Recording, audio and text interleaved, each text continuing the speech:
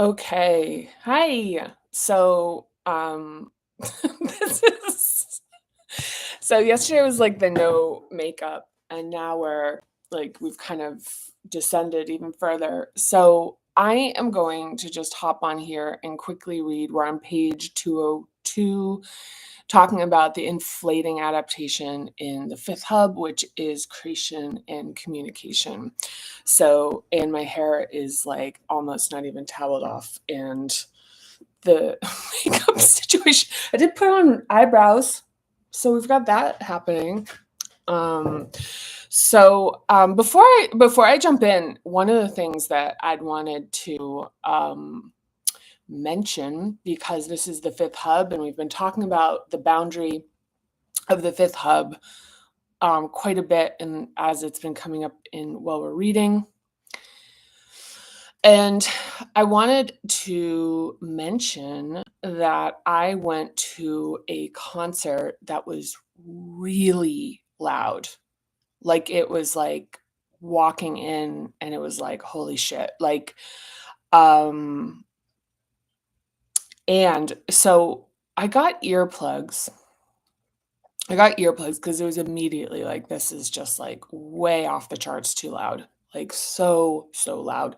And one thing I think probably also to mention is that when with these hubs, and this is, when sometimes when people be kind of in crisis or like in transitions that are really disruptive or feeling, yeah, so one of the things about Parinama is that to practice this, and this is something that I almost was in denial about, is that there's a necessity for space for this exploration, and some of what happens is a deconstruction of like the old adaptations and holding patterns, which creates some vulnerability. And I think one of the things and I've noticed this, I actually went to a movie and had the same thing happen, because I don't know if it was like objectively too loud. I mean, I think it was like really fucking loud, but I went to a movie, and I put on my noise canceling headphones because it was so loud. And so and I think that, and I'm more sensitive to sound right now as I'm like in a cycle with Fifth Hub, and even my TV. I've been turning it down um, when I'm watching TV.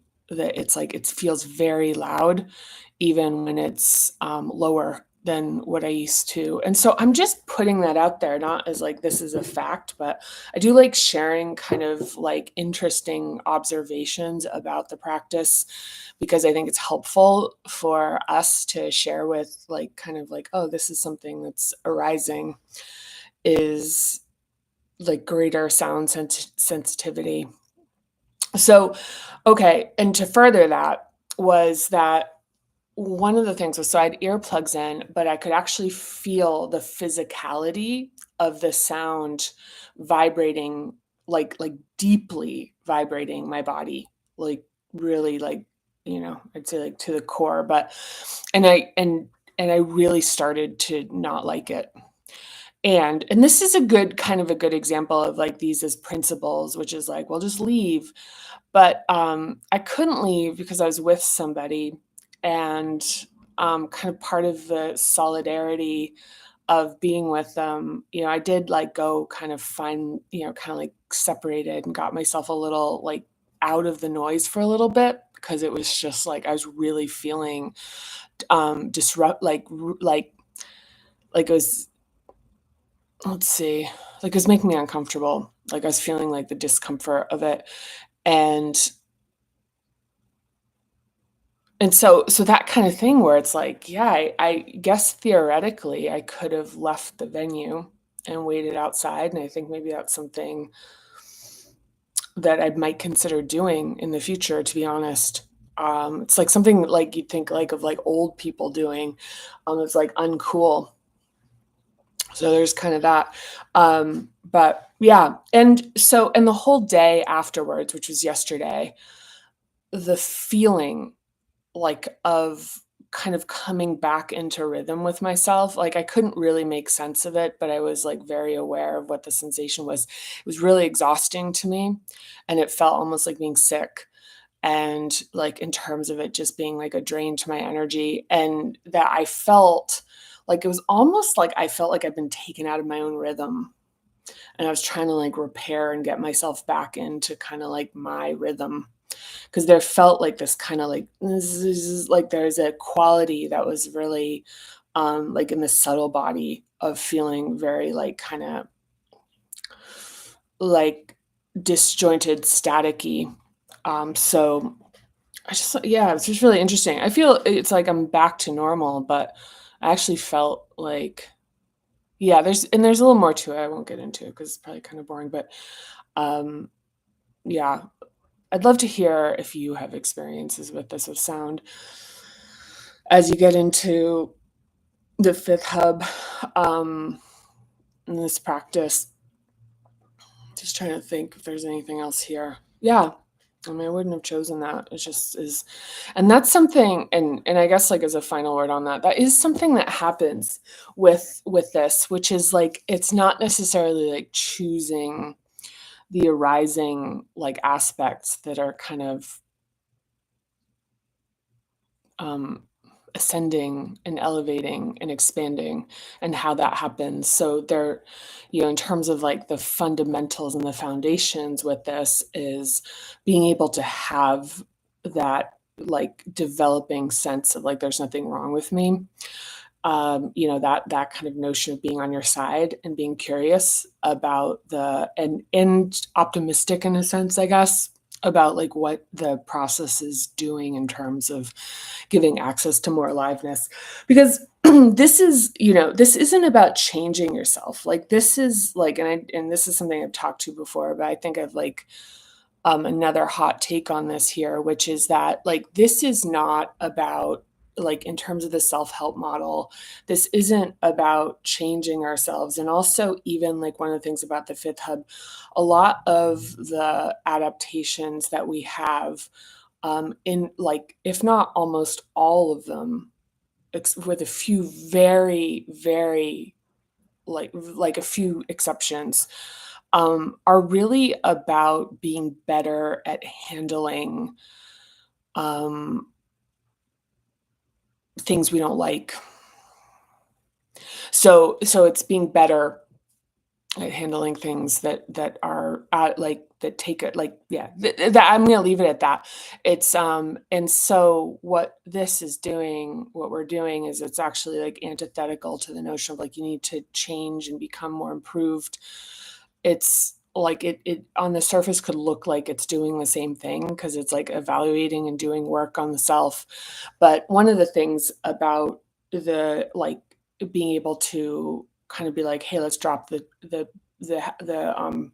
kind of like drop the project of like, sort of like so-called like capitalistic self-help.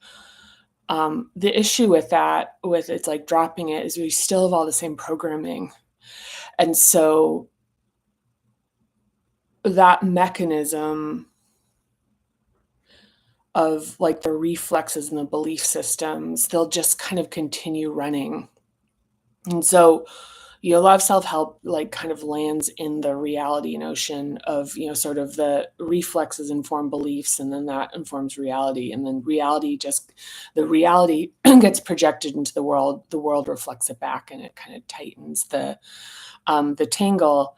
And yeah, I don't know. Like that's a little bit on the kind of like blabby side, but I'm going to read this and then we'll kind of wrap it up. I'm looking forward to tomorrow when we do the holding patterns, the shadow here, which is lies.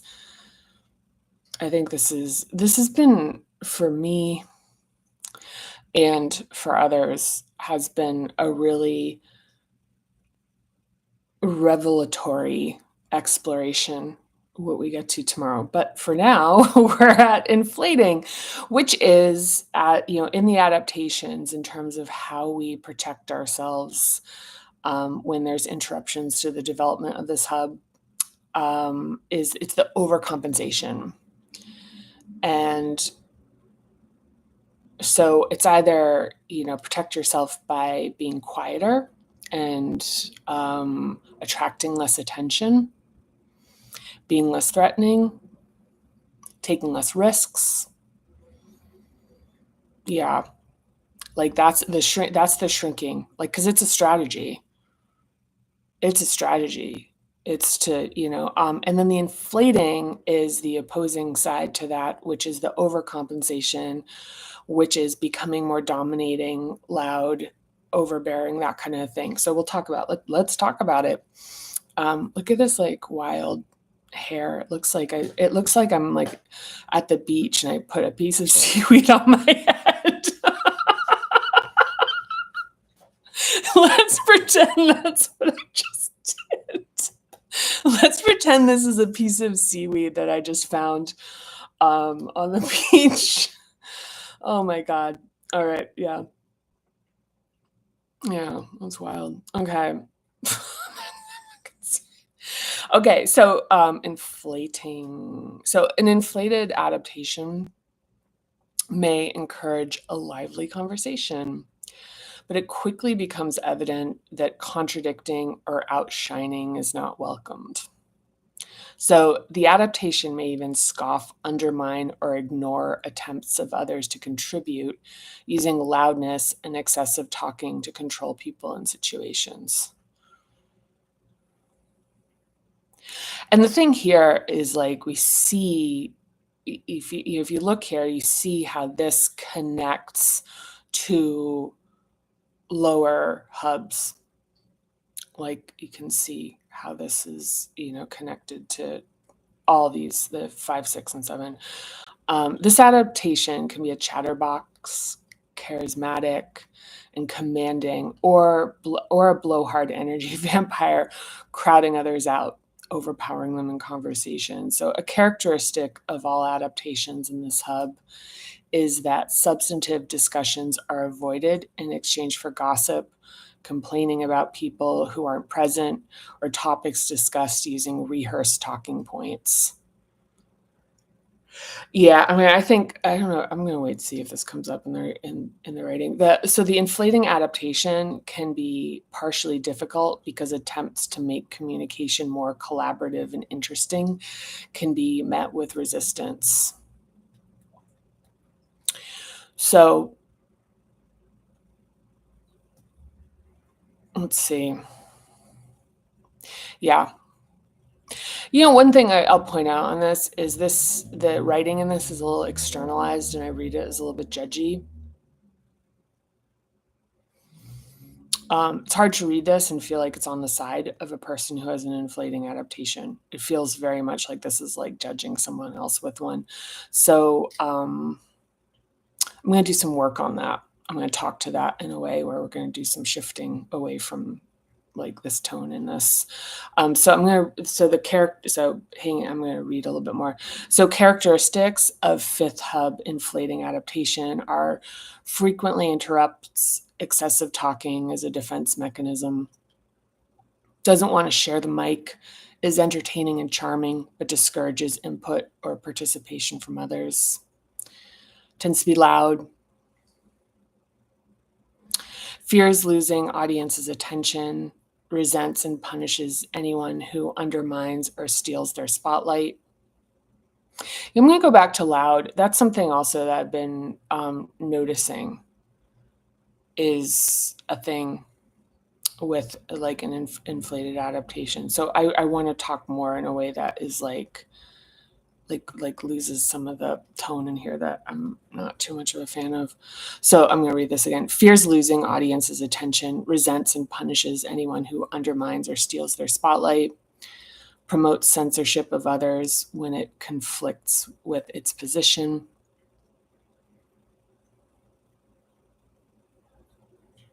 Yeah. Promotes censorship of others when it conflicts with its position. Yeah. Out of rhythm, struggles to synchronize in a conversation or to read a room, leading to awkward moments. So that's like a connection to the second hub, the attunement. Tells people who they are through overbearing assessments or flattery. has a hard time allowing others to complete what they're saying without weighing in, is a poor listener, fidgets, avoids eye contact, or looks at their phone. And there's something like, one of the things in this is, there's a couple things in this that I think are problematic. One of them is, I feel like the tone in this is very judgy. And the second is that I think one of the things I'm also describing is some of the characteristics of neurodivergent speech patterns. So I just want to so I'm going to read this, and I'm going to talk to I'm going to put another sort of note here that I'm going to unjudgify this in a second. Because I'm reading this and I'm like, yeesh. Okay, so during my interviews for the Parinama method, I didn't want to reinforce what I already believed or to control the conversations.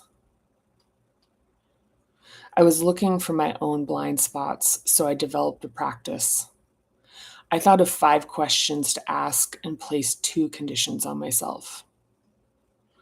I could not control or interfere with the responses as they came, which I found very challenging. And the questions had to be about topics unfamiliar to me. Before the interview, I would spend 10 to 15 minutes meditating on which questions to ask. For example, when I asked a question about excellent life advice the interviewee had received, the initial answer may have been a platitude. But when asked about the most important money advice the person received as a child, a more specific version of the question, I was silent as the person thought about it. That's when the magic would happen. I would count a full 5 to 10 seconds after the person had stopped talking before I'd say anything. This silence would usually prompt further reflection, and the most profound answers came in the additional time provided for the thoughts to arrive. Well, there it is. There's parts of this book where it's very clear to me about where I was in my own process, and fingerprints of mine, and that's one of mine. So it's interesting here to note this. There was a lot of that in the third hub, and there's a lot of this here in this inflating, because I think one of the things is it's occurring to me right now as I'm reading this that my adaptation is inflating, and that it's interesting that wherever I was in my process, that I was still projecting on other people and having a hard time with other people who are mirroring back to me something about myself that I was reconciling actively. I mean, this is very actively reconciling this. And so okay, there's that. So let's think about that.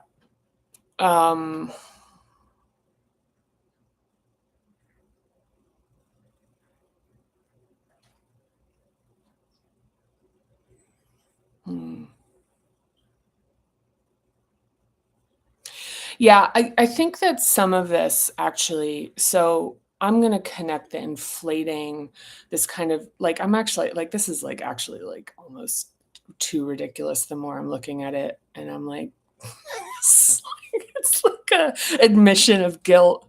It's a fucking admission of guilt. It's yeah, it's really, I mean, it is I'm reading that and I'm like, well, dear diary, today I was, and so I'll talk to what I recognize here. It's really funny. Yeah. Yeah, it's just really interesting that the tone it was written in was so honestly so shitty. So it's like a real-time thing where it's like, okay, this is the thing we're trying to really actively I just have to laugh. that we're really actively working at. This is good. This is actually surprisingly great, which is this kind of relationship with the things about ourselves that we've vilified.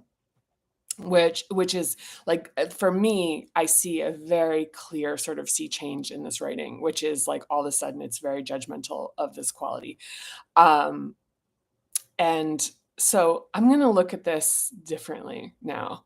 Um, that like, yeah, sometimes, yeah, like I'm gonna look and as someone who's further in my process, even when this was written, I'm gonna talk about what those qualities I'm gonna just be personal about it. I'm gonna say that it's a protection against vulnerability. It's very tied to a third hub sense of like being like needing to assert my power that rather than having it emanating from within me. So that it's a very relative thing of power of having it have to be this very active act of like maintaining, and the amount of energy it takes for inflating is it can be pretty high cost of energy. And also, I think one of the things where, folks used to say that they thought I was an extrovert. And I was like, yeah, I'm not an extrovert. Like in this, like that kind of like extrovert introvert thing. But I'm going to talk about like where that came from.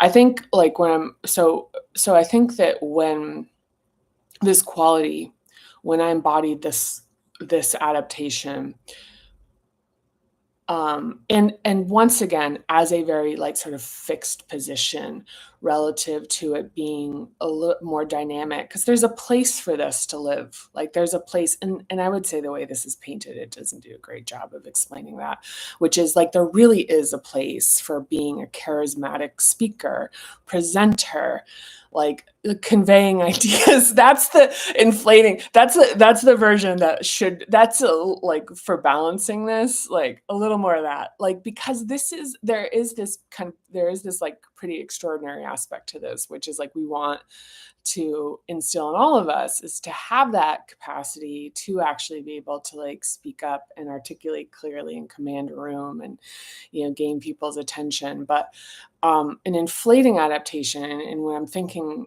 I'm actually just kind of calculating off myself, is that it was this fear and this thing about censoring contrary opinions and things that would possibly put a chink in the armor, is that when the fifth hub is naturally radiating, there's like this strong third hub, which understands this notion of truth in a way that is just more organically, authentically arising. And it's not a protection. It doesn't serve as sort of protective aspect of holding people off by being like ferocious, as like a kind of boundary that is like energetically exhausting to uphold, versus just this kind of thing where with self-awareness, there's really nothing to attack. Like in this process, it's just like the ownership. Once there's like full ownership and reconciliation, it's just there's nothing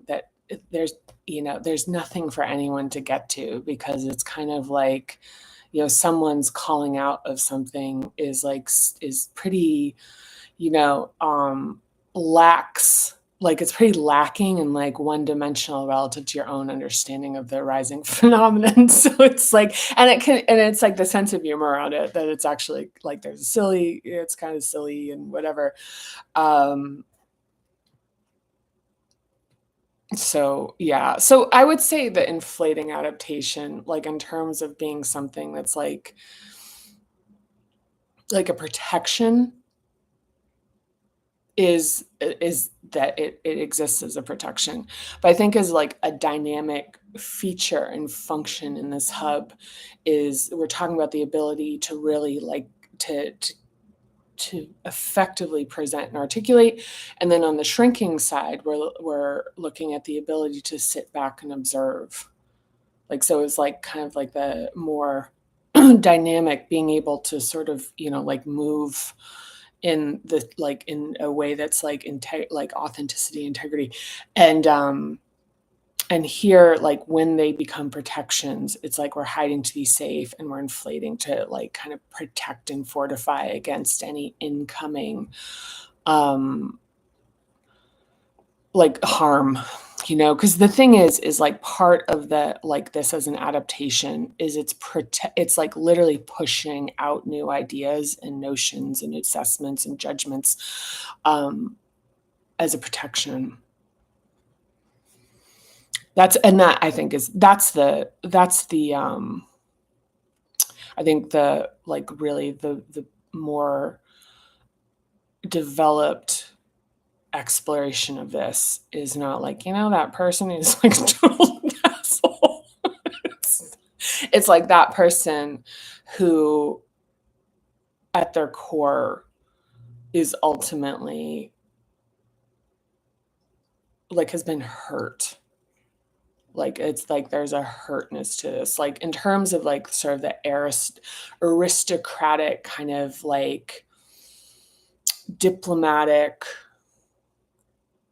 like this quality that people have, and you see it in people who have like in their yoga practices, you see it in people like there's a quality where it's like emanating from like the inside out, and it like has this grace and it has this kind of like woe-ness to it where it's like, and even people who are like really creating and speaking and out of this place of this very specific, kind of hallowed place of like unified self. And that quality is this power that is, the stuff movies are made out of. It's like like Wizard of Oz, it was always inside of you. I mean, like there's, it's like kind of that notion. And that like to adapt in this as a way of trying to like hold power and hold presence in a way where it's like really defensive and it's not allowing anything in, um, because it's threatening. And so it's like, okay, so let's look at this and realize that it's like being criticized, the damage of criticism are words that were used that made us hurt. And we're talking about 7 to 13 years old. So some of the stuff in the patterning of this is looking at like, um, being teased, being bullied, like the interruptions and stressors that we're talking about. And this certainly involves like peers and siblings. I don't know why. I was just talking with somebody yesterday about this, or no, the day before. I don't like the peers and siblings component of this should not be undervalued, for like primary relationships, especially now as we're getting into the upper hubs that involve like more, once you're above 4, it's like it becomes like these are also part of the inner circle of folks that are really forming us even more. I mean, they're in all of them. Well, not peers, siblings certainly. But anyway, and so some of that exploration to if you want to, like, don't do it if it's gonna like be, if you don't feel called to it and you don't want to do it. It's like Elvis. Look at my hair. I look like a like Elvis impersonator with like a oh, sorry guys. But the thing is to, if you can, and I wouldn't do this unless you already have the foundation of being able to like from a fourth hub standpoint, is that you're really starting to tap into and really start to expand, not even tap into, I would say expand the love that you have for yourself. I wouldn't go into this yet unless you can like actually drop into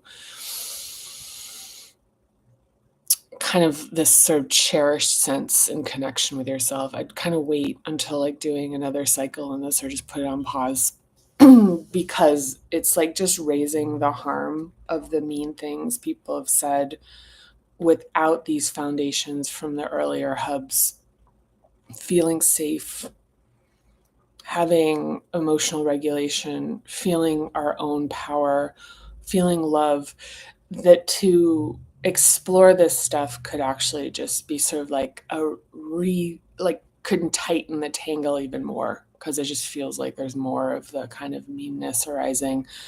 So, unless you can like re-enter the situations with like as your advocate, like as someone who like sees you with this like is like in this unified sense of like, what would it be, how would you describe it? I don't know how I describe it actually. It's like a feeling more than words. So, but this sense of like protection and loving and like all the feelings that you have, like when you have that like vulnerable love feeling, where you're like feel like this protectiveness and like love, but like the warmth and the lovingness, and that you have that in yourself to revisit these vignettes and situations, to just expose them for being like, just or protect like the observations people made as their own projections, their own bullshit. So yeah, so that was like a surprising. That's a surprising. Yeah, who knows? I mean, one of the things is that there are a couple times, a few readings back, that I actually had read a little bit of it, so I was a little like ahead, on top of it, but that worked out kind of funny. So yeah, so we have one last. We're holding patterns, shadows. It's gonna be like probably kind of a longish one. I don't know. We'll see what happens. And then we're in techniques and exercises.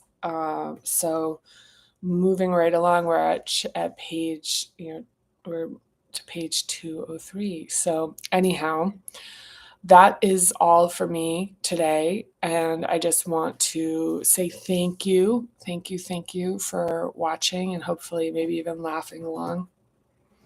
Hope your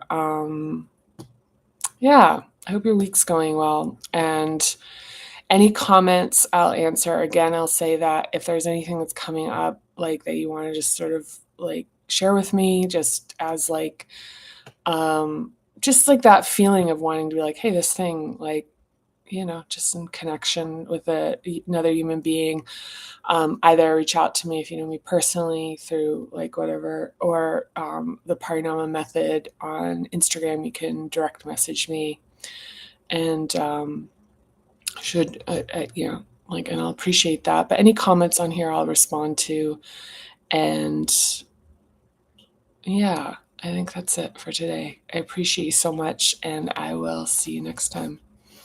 Hopefully with like a little, I mean, this is ridiculous, right? It's ridiculous. Come on. Like, it's kind of like, is this sort of similar to like showing up for like, somebody cooks you, like somebody shows up, to like, you're showing up to, I don't know, with your like the corsage or the, bouquet of flowers of your attention. And I'm like, I mean, come on. It's the least I can do, right? All right. Sending you lots of love, and I will see you next time. Bye for now.